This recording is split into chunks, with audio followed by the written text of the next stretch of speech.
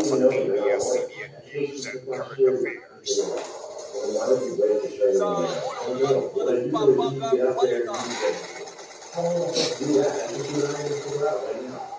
Pinoy sa Tripoli, Libya, kinidnap ayon sa DFA, embahada ng Pilipinas, pinasok ng mga rebelde, tatlong sasakyan tinangay.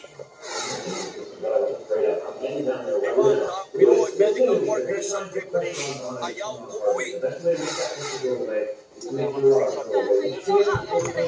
negosyador sa Manila hostage crisis, humingi ng tawad sa pamilya ng mga biktima.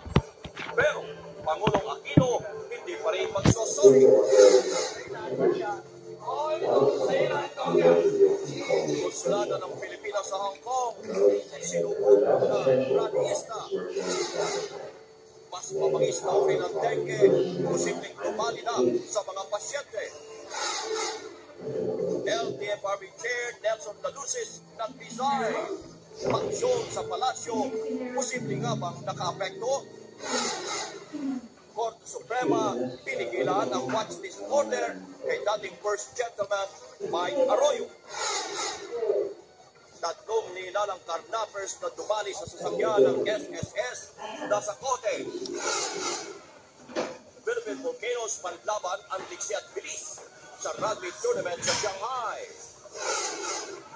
Pilipinas, isang panalo na lang, pasok na sa top 10 ng Homeless World Cup sa France. Minsan lang ako pinasulat sa'yo na parang hindi mo nagustuhan. Opo. And all the while, I think you're very... At Mother Lily nag-walk out sa tindi ng tensyon sa press con.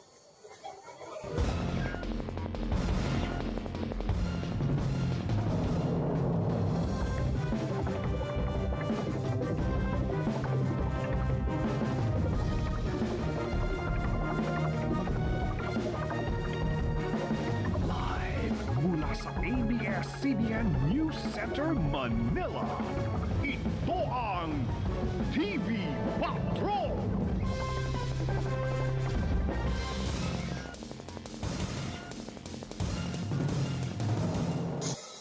Live mula sa ABS-CBN News Center, Manila. Ito ang TV Patrol!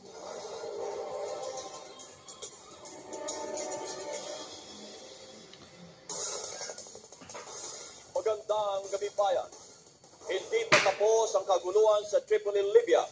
At ngayon, maging ang embahada ng Pilipinas sa naturang lugar ay hindi nakaligtas sa panloloob ng mga rebelde.